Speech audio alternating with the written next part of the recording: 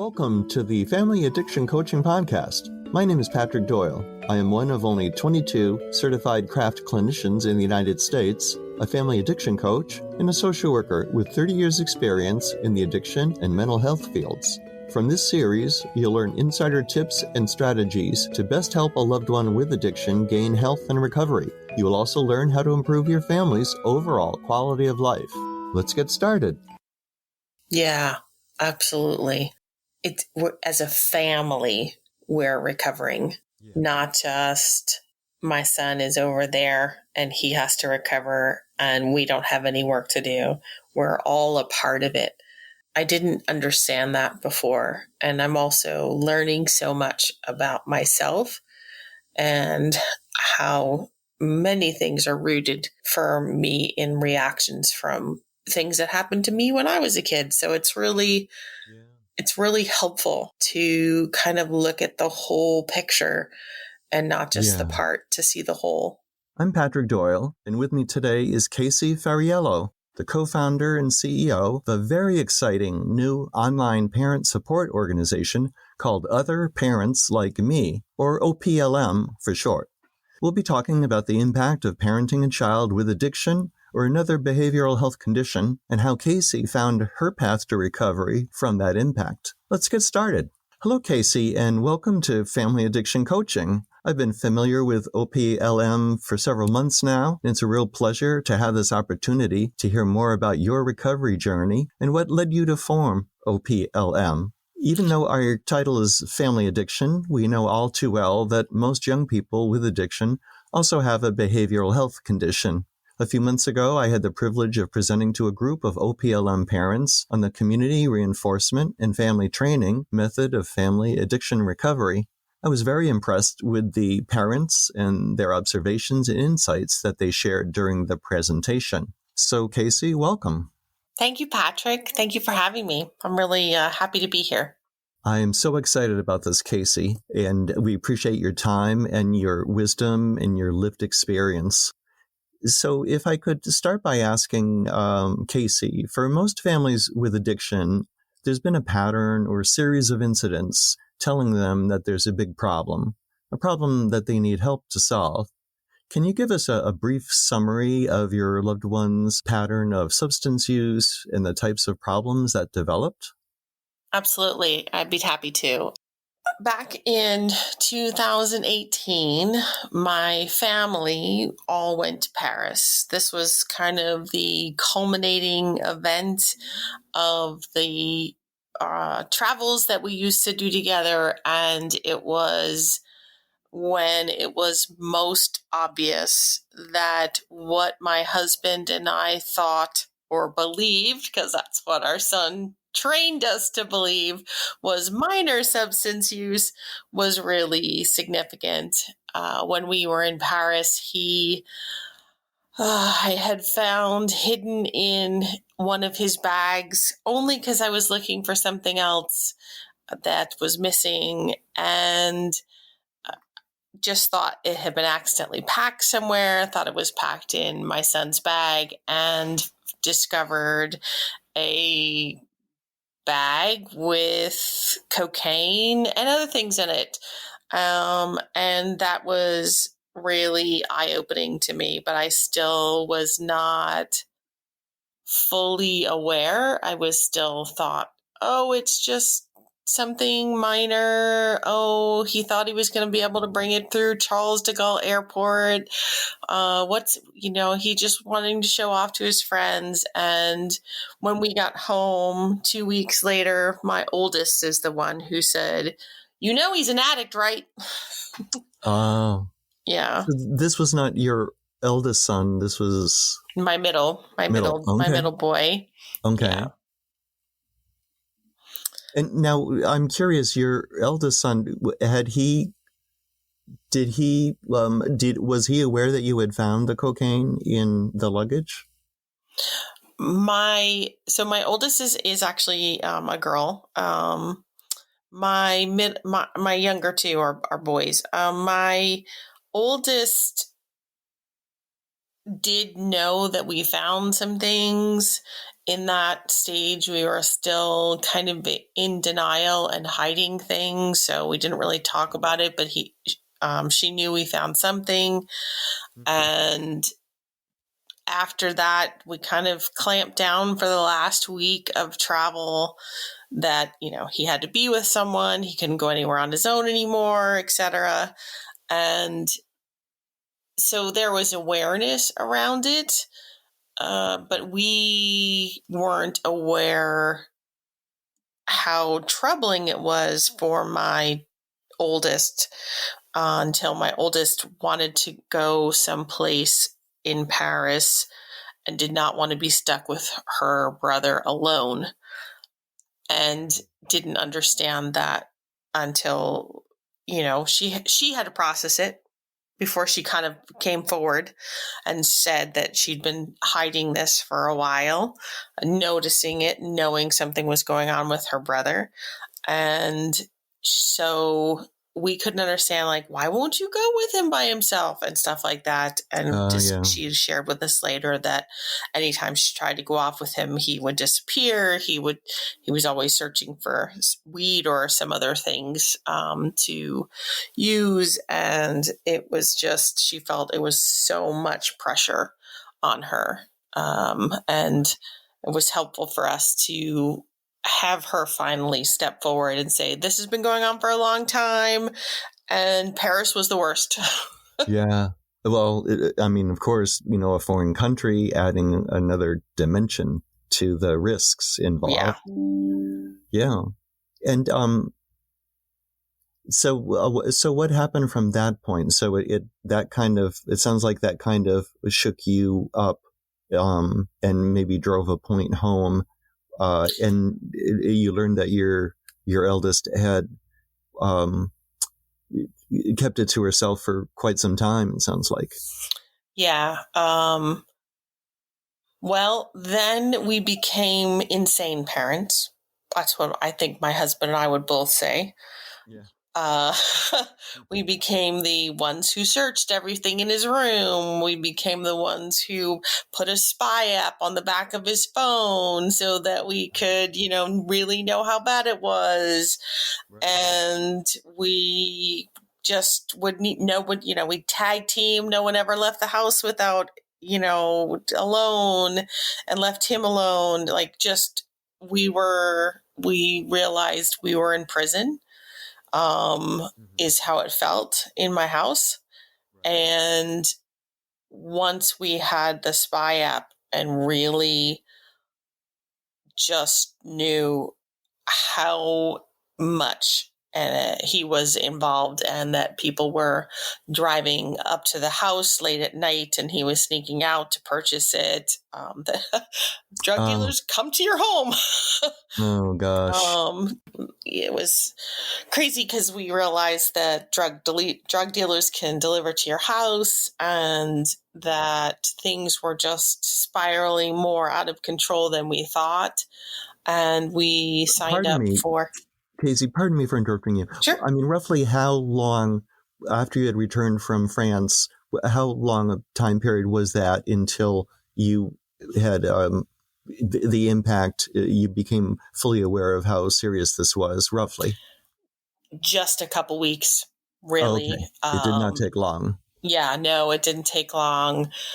Once the cat was out of the bag with our son, because of his sister, not hiding anything anymore, I really feel that his addict brain literally took over and was like, oh, now we don't have to hide anything. We're just going full on use. He was using in the morning, during the day. It was crazy. And it was during the summer. So we went to an IOP. Pardon me, was that a variety of substances that he was involved with? He was weed mostly. That was what he used all the time. But he also had an attraction to benzos, to Oxycontin specifically. He found those scarier because it was harder for him to kind of come down out of it. So weed was normally his go-to.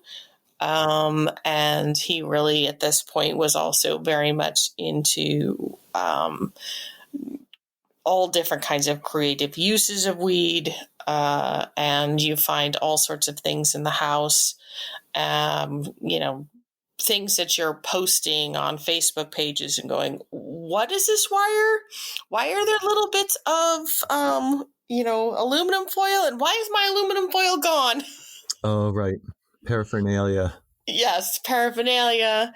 So we got him into an individual outpatient therapy program, met this amazing therapist for our son who really just made us aware about how much this is a family disease, that it really connects and hurts all of us, that it's not just our son, and started on a path of having family therapy, as well as they had a support group once a week. And even though we started to realize in that moment that we needed to have help and start to change our narrative, our son was just basically in a I'm not doing anything and you're not going to stop me mode. Right. He was not interested. No. He was very good at pretending with the therapist. We had from August until December of that same year, I think I had everything thrown at me that I could possibly think of. Multiple runaways, overdoses, a time where he drank so much that he told me when he told me that he was trying to kill himself because of me. Oh my gosh. Yeah, it was rough. Yeah. It was really rough. The school didn't really want him around. Even though for him, and I don't know if this happens for everybody, he really wanted to be in school because that's where he could get more drugs. So he really did well in school because he was super smart in order to not have that red flag of school refusal, because that was going to throw him off of what he wanted to get to. But we tried some 2 different stints at short-term residential. We had a PHP, partial hospitalization time. So he went to school for 2 days in his sophomore year, came back in October, tried another 2 days, back out. And when he came back home again from the second round of trying a short-term residential, the school just said, he's not coming in here until we know he's safe. And it was 2.5 weeks of us just not knowing what to do. And then he Can I interrupt you overdosed. here? Huh? Oh, sorry. Didn't mean to interrupt you right there. Yeah. Patrick, it was awful. My daughter had severe anxiety. Now we know, where it was more connected to was a lot of hiding and some PTSD of stuff that we didn't know. And I had walked in with her anxiety medication, put it on the table, went upstairs, and all of a sudden went, oh my gosh, and ran downstairs. My son had already changed out that anxiety medication for Aleve because they looked the same in color. Wow. And that night overdosed and lost 5 days of his life. Oh my goodness. Yeah. How terrifying. It was terrifying. Yeah. Let me, if I may ask, obviously you felt a strong need to try to help your son, understandably so. And can you describe your reactions, thoughts, and emotions, what it felt like for you, and the impact that substance use had on you and your families? In what ways did your life change? I felt like a failure. As a parent. Yeah. How could this be happening to us? And sorry, I'm crying. No, that's natural. Please never apologize to me for crying. It's so isolating and so lonely. And at the same time, we were so desperate to have him stay alive that we were doing everything in our power as far as we knew, including when he ran away. We posted on Facebook, and it was usually the teenagers or and Instagram. It was who helped us rescue him. And It sounds like it became the total sole focus of the family. Yeah. I mean, I've heard this said before. He became the identified patient.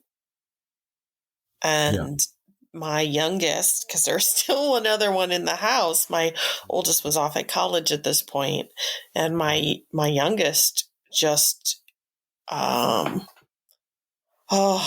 when there were bad things happening in the house, I would ask someone, hey, can my youngest come and be with you, etc. And here you're trying to do the best you can. And one of the things that my youngest remembers and wishes we hadn't done was sending him off to other places was worse than being home in the chaos, because he was always afraid that he would come home and his brother wouldn't be there. Oh boy. And that's such a tough decision. I mean, it's like we do the best that we can with what we know at the time, right? Yeah. And so, I mean, to give your son a break, a respite, some relief from the, as you said, chaos, by having him, stay with a friend, or that makes perfect sense to me. Yeah. And yet I can also understand what your son was going through in wishing that he was still at home, even though it was very chaotic because of it takes I mean, how you can't think of anything else pretty much. Right. It was harder for him not knowing what was going on. And my husband and I, we started doing some couples therapy. We started going to Al-Anon. And I have to tell you, for me as a parent, that was really hard. I started to learn self-care. I'm not saying that that there wasn't value for us, but it was really hard to be in a room when you have a 17-year-old and there's people there they have a 40-year-old and a 30-year-old, and they're still in severe use and they're living on the streets. And that's really, you're not ready to even contemplate that yet. Yeah. Right. Well, and that brings me to my next question. In terms, we know that there are not nearly enough resources for support or treatment, either for the identified patient, in this case your son, or for us, the family members, which can make it very difficult to figure out what is best to do as a parent. And can you describe who or what places you initially turned to for guidance and support, and how useful those resources were? It sounds like Al-Anon was a scary experience for you. Yeah. We were really lost with our first place we actually turned to, because we were very open and honest, was the school. Yeah. And the school was not helpful. Now, in retrospect, I understand that they were protecting themselves and their liability. It's kind of insane that that's what they were doing. Yeah. But I just trying to find someone who could help us was really hard. And having someone under 18 made it even harder. We were at the point of using a crisis center that would help us get him into a boys' home. That was our only option. That's what we were told. And pardon me. So it sounds like the school not only didn't help you, it sounds like they rejected you and your son. Yeah. So that was, I don't know, betrayal might be a strong word, but yeah, a total rejection. They were not going to stay involved. No, they did not want to stay involved. So that must have been devastating. Yeah, and the resources out there. Honestly, we finally found a resource once we ended up at the end, that during that last hospitalization, we went into the hospital and watching our son's blood pressure drop to nothing. And this woman came in, and she's part of crisis support, and she said, I can help you, but I can't help you in regards to him because he's under 18. So we'll put down your daughter, who's older, as the support. And we got support as a couple from her for over a year, which was very helpful. And it's very daunting because there's just no central place to know who to turn to and who's going to help you and what's the best option for you and your family. It's really hard. Right. And so you described how the school was negative help. And so, and then when your son almost lost his life, you did connect with the crisis worker. That was useful for you.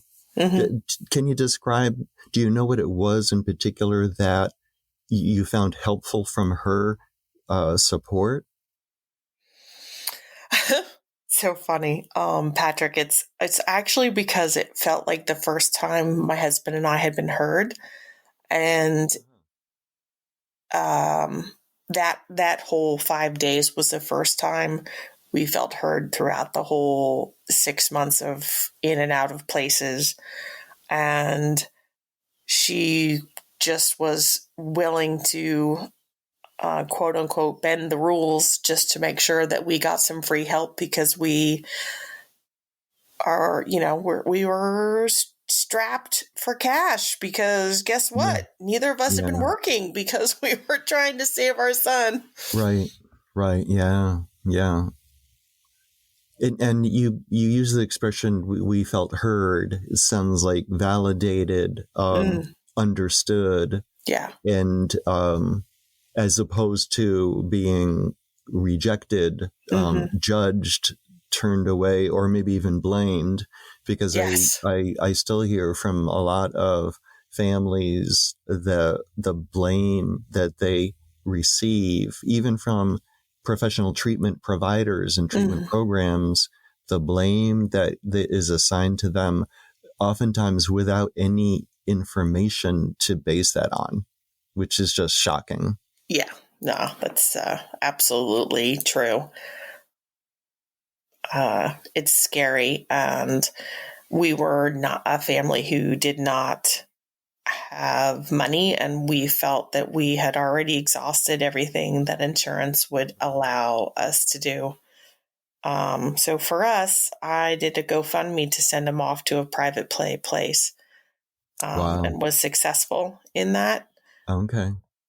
But literally that was still in that mode of just, I'm going to do whatever I can right now to save him and my family. Right. If I could go back and take his story off the web, I would. Yeah, right. And so, as you know, with any loving parent, which 99% of us are loving parents, Yeah. you would do anything to save your child, no Mm-hmm. matter what it, no matter you would leave like no option unexplored. So Yeah. that's what happens. Great. Now, so that crisis worker support sounds like was really totally um, nurturing and healing in a sense, even though I'm sure that your son was not out of the weeds, so to speak, in terms of his addiction. But it Yeah. sounds like that was that maybe gave you a sense of relief, maybe a sense of hope. It gave me a place where I could um, start to know that even in crisis, I needed to take care of myself. And it gave me a way to start to learn how to gain peace in chaos. That sounds amazing, uh, because it's something that, as you describe, we don't, we typically don't think of that, at least when we're in the throes of it. All we've got a single-minded purpose, which is to save our loved one's life, Yeah, and we anything to do with us, self-care, usually goes out the window. for sure. And so, bring us up to speed with what happened with your idea of forming Other Parents Like Me. What? It sounds like my impression is that from your experiences of having found it so difficult to find support, guidance, help that was really helpful, that was part of your road or path Mm. to forming Other Parents Like Me. Yeah, it honestly, Patrick, it's my passion is that other parents do not feel alone. We've Yes. been on this path now for 4 years, and I've really learned through support groups of my own that I created for my son's program that he was in. Um, I saw, I saw the transformation of these other parents just for me being vulnerable and Uh-huh. looking on the web for something that spoken to me that day and sharing it in a support group. And I saw them transform sooner than I had started to transform. And I knew right then and there back in 2020 that I wanted to make this bigger. So you were already on your recovery journey at that Mm-hmm. point, and you wanted to share, maybe especially as it had been so challenging for you to find support that really helped. That's what motivated you to give to others. Yeah. Yeah. And I'm a huge researcher. I loved discovering about craft. I got trained as a parent coach at the Partnership to End Addiction. And that was also a part of my path. Yeah. That opened my eyes. I mean, really opened my eyes of that one size doesn't fit all, Yes. that the 12-step world is not the only way to go. And yes, it taught me self-care, but it didn't teach me how to interact with my boy. And my youngest is in recovery for cutting, so been able to use everything I learned there. I mean, I heard you say that in the beginning, how it just it's not just for substance use learning how to interact. Other parents like me, I knew that I needed to spread this couple things. One, a place of learning, a place where you may learn a tool or two, a place where I could, not just me, actually, anybody would feel connected, a place where it's parent to parent. So the support groups are led by parents who've been going through their own struggles, as well as being there and open and vulnerable with the parents who have joined through the membership. I knew that it was just needed. Peer support. Peer support. It's such a different world hearing someone else say things that you have happening inside your house. Right. I call it bobbleheads. It's a bobblehead syndrome. Yeah, right. Everybody in the Zoom room, while somebody's talking about something and they're all going, oh, yes, yes, yes. And we can, almost break your neck off. Right. Yeah. Yeah. So what do you think it is that, shared lived experience, peers, do you think that that's perhaps a way of really deep connection and feeling understood? Yeah. It's not just feeling understood. It's understanding that, because I think this happens for a lot of parents. We feel shame, we feel blame, we feel stigma. And to know that there's so many other people out there who feel the same thing just steps you into the light. You don't feel the need to hide anymore. Acceptance. Yeah. What a relief, huh?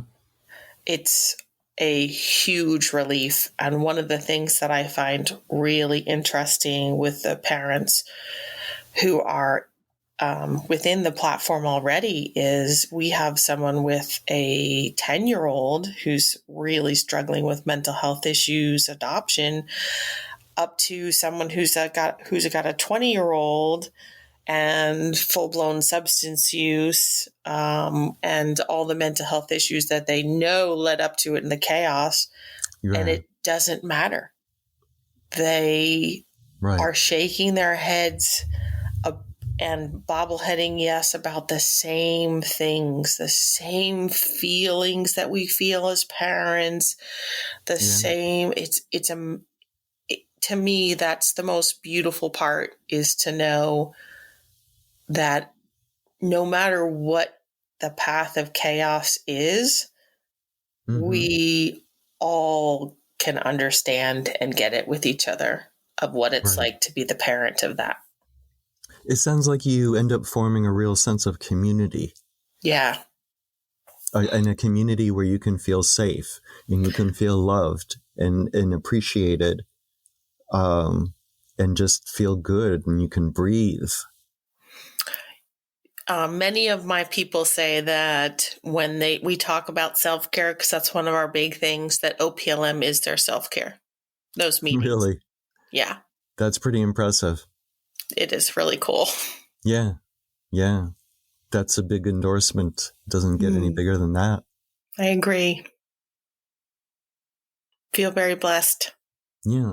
And so it sounds like you are also in there, not only as founder and CEO, but you are participating, very much, boots on the ground, peer support. Yeah. It's important to me to show up as well.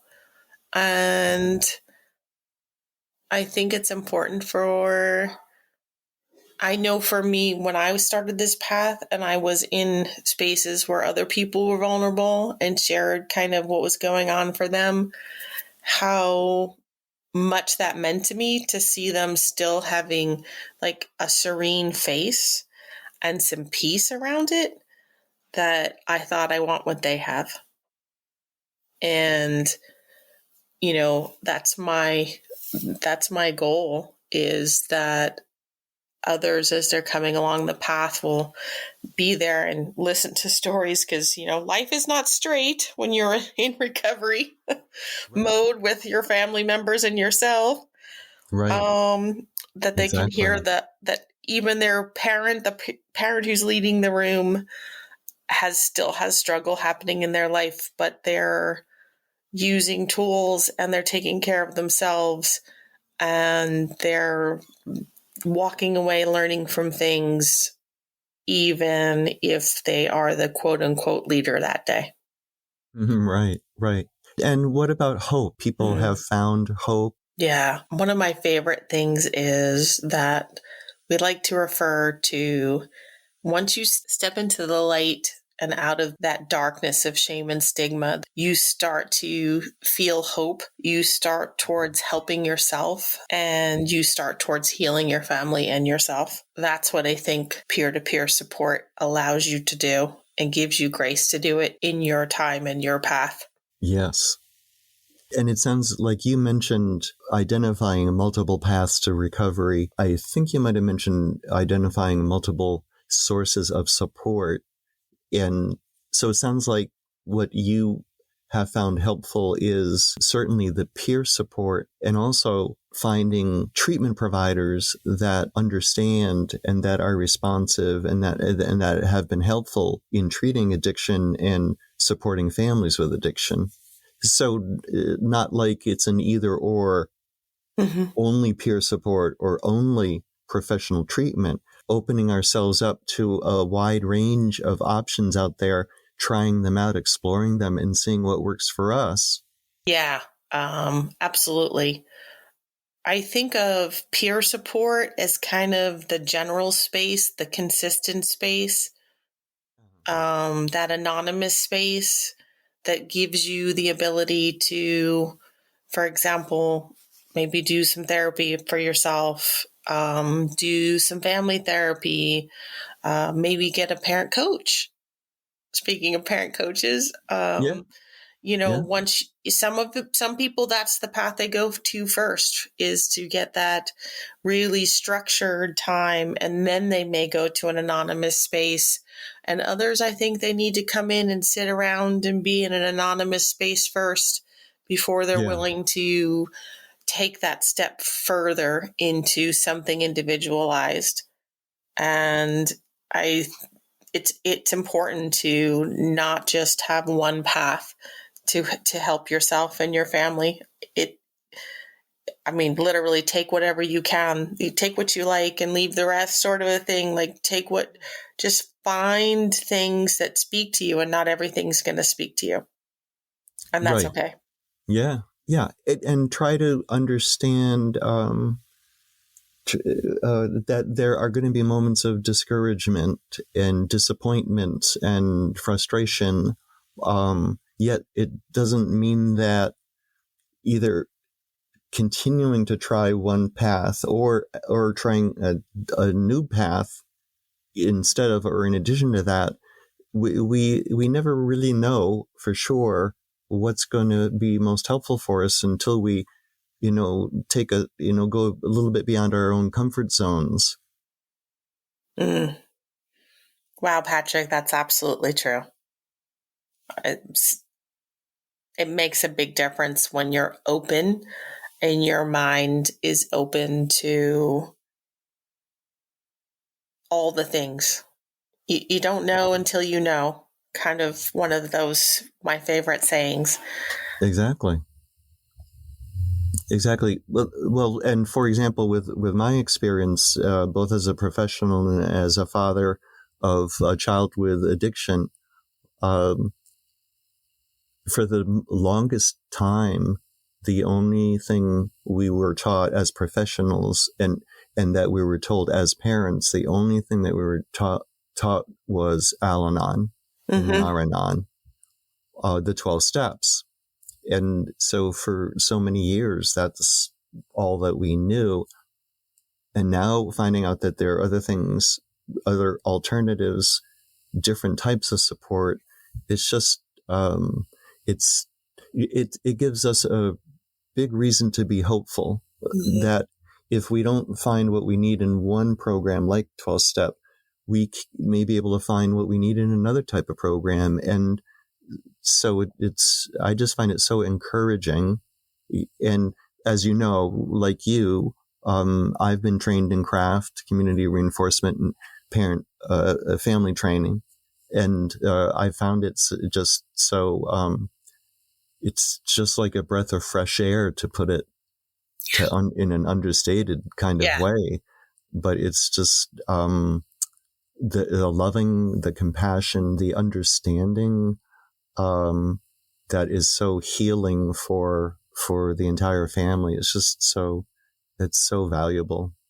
I completely agree. If I hadn't discovered craft on this whole path and been open to learning about it, when my son started to struggle again, I would not have had him come home. Right. But he's home, and we have, he is a part of the family instead of being that identified patient anymore. And I know that he's shared that's huge for him. And I'm not saying my husband and I still don't have sometimes some things to learn. Right. But we are working on it together instead of, gosh, I used to feel like it was just, we were two pit bulls in the ring, and you were, who was going to come out fighting stronger. A lot of times it was my son, because, he was a little stronger with his brain saying, you're not going to make me do that. Right. Right. But now it's collaborative, and it's accepting. Yeah. I really like what you said there, Casie. So, Casie, in terms of what life looks like now that your problem is solved or on a path of being solved, it sounds like, as you described, it's a feeling of teamwork, and that we've maintained loving relationships. We're on the same team, all of us in the family, including your son, and having come from a place where it was more of like a competition, or, slugging it out and seeing who was going to win. Is that fair to say? Yeah, absolutely. It's as a family, we're recovering, not just my son is over there and he has to recover and we don't have any work to do. We're all a part of it. And I didn't understand that before. And I'm also learning so much about myself and how many things are rooted for me in reactions from things that happened to me when I was a kid. So it's really helpful to kind of look at the whole picture and not just the part, to see the whole. Right. It sounds like you could call it a shared experiences in life. Yeah. Like you mentioned, childhood difficulties that may still be impacting us. That's really beautiful. That's great. And I'm so happy for you and your family, Casie. I mean, what a wonderful story of hope, and that hearing that recovery is possible, not only for people with addiction, but for their families as well. Mm-hmm. Yeah. It's a team effort. Yeah. So, Casie, if people want to reach out or learn more, where can they find you? So we have a website. It's absolutely beautiful. It's called, and super simple to find, OPLM.com. You also can find us on Facebook and Instagram as well. Just search for Other Parents Like Me. We do lots of postings of different just kind of inspirations, and we have a great newsletter and blog, and every Thursday we have a speaker talk, and which Patrick, you did, and that's free to anybody to come and watch, but you have to be a member if you miss it in order to watch the video, The archive. and that's within the website under our huge resource hub with supports and podcasts and books and all sorts of things. Patrick's podcast is on there. Oh, yes. Yes. Thank you. You're welcome for you to come and be. And you can always find me on LinkedIn, Casie Fariello, Casie. That's how I spell it. And it's reach out in any of those platforms. We also have a support. You can always reach out there to a support part on the website. And if you can't afford it, because it does have a cost, $100 a month or $1,000 a year. But you get 15 support groups in a week, including a trauma support group, men's support group, women's. So not just general. And I feel very passionate about it. So yeah, that's what I love about you is your passion for recovery and passion for supporting others and giving away, giving back. I think it's terrific that the Thursday evening expert presentations are available to the community. So that's just super. And I will say that having had the opportunity to as a guest at one of those presentations, it was just so much fun.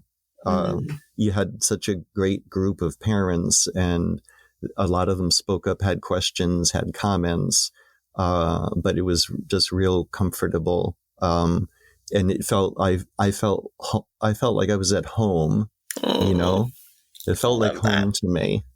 I love that. And just so you know, I don't think I've said this, Patrick, but we do have financial aid because we don't want anybody to ever have money be an obstacle to getting support. That's terrific. That's terrific. Well, Casie, thank you so much for your time. And it's a real pleasure. And have a great rest of the evening. Thank you. You too. This was great. That brings us to the end of this episode. As always, thanks for listening to Family Addiction Coaching. If you enjoy the show, please rate and review us on Apple Podcasts. And if you found this episode helpful, please ask 2 friends to give it a listen. Be sure to come back for the next Pro Tips episode for more insider information you won't get anywhere else, and check out the other episodes. Until then, this is Patrick Doyle, and you can find me at familyaddictioncoach.com.